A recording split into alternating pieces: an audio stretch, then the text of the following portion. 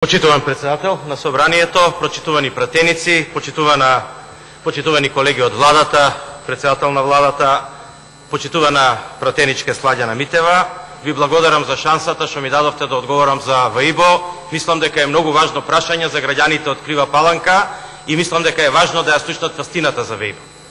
Прво ќе тргнам со историјата на ВАИБО. ВАИБО не дојде во Македонија вчера завчера, него на ВАИБО некој му ветуваше во Република Македонија дека ќе му обезбеди 5000 вработени кои што ќе земаат плата помала од 150 евра и ќе има 400 милиони долари инвестиции.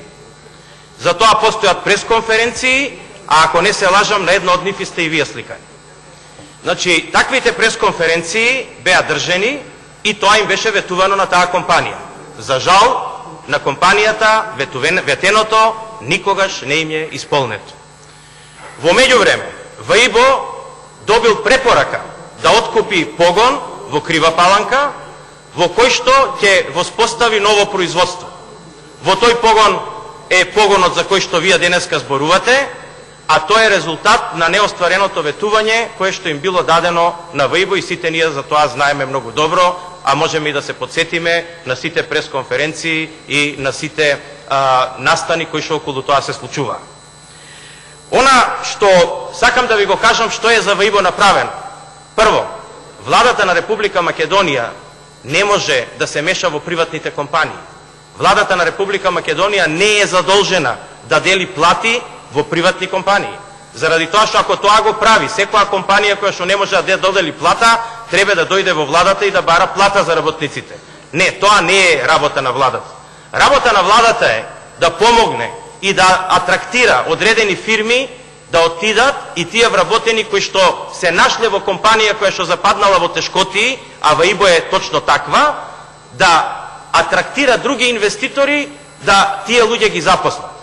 Јас сум многу запознаен со состојбата во Крива Паланка и во ВАИБО и лично и со одредени колеги од владата ги молевме инвеститорите од другите градови да дојдат во Крива Паланка и на местото каде што е нормално таа фабрика, ако сакаат собствениците да ја продадат, а доколку ако не сакаат собствениците да ја продадат на место на други погони, да остварат производство. Во моментот има 3 инвеститори од Македонија кои што сакаат да остварат производство во кожарската и текстилната индустрија во Крива Паланка. Јас од коректност нема да ги кажам имињата, вие едниот го споменавте од Гевгелија, но има еден од Кочани и има еден од Штип.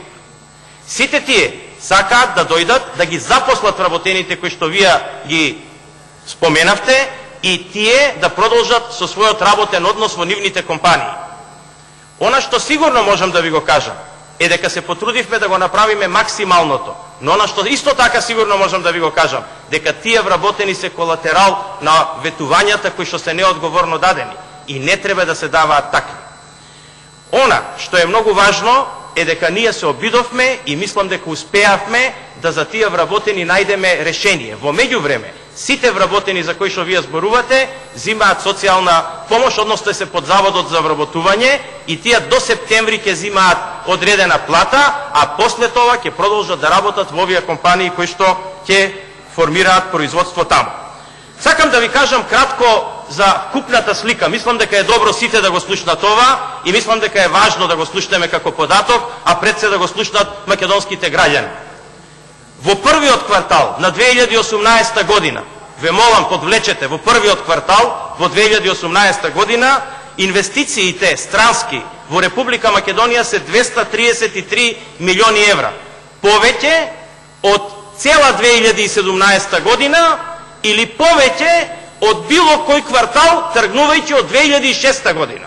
Ова ви е официјален податок кој што ќе го добиете како информација од Народна банка на Република Македонија. Ве молам, за какво замирање вие зборувате? За каков пат на странски инвестиции зборувате?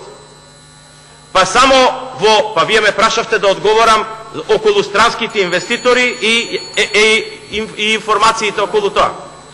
Значи, што се однесува до тоа дали тие, значи прашавте следно дали кога ќе зимаат плата вработените. Значи повторно уште еднаш само да подвлечам и да ви кажам дека тие вработени не можат да земат плата од владата и тоа ние треба да ставиме крај да биде на сите јасно, дека вработените во приватните компании се грижа на собствениците на тие компании. Многу јасно е укажано и на собствениците на компаниите и на вработените, а конкретно и на оваа компанија за која што вие зборувате, дека излезното решение мора да се наоѓа во рамките на законот. Состојбата таму е следна. Деловната активност на собственикот на ВАИБО е замрена. Значи тој нема клиенти, а при тоа во фабриката има одредена роба која што треба да ја продаде и фабриката има собствен капитал.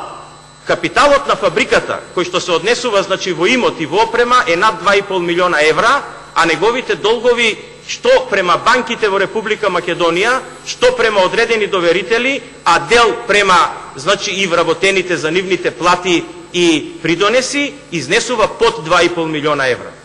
Согласно законите во Република Македонија, доколку тој економски оператор, конкретно во случајот фабриката ВАИБО, не ги исполнува своите финансиски обврски, може да биде блокиран од било од кој од овие субјекти, без разлика дали е банка, дали е вработените или било кој од доверителите.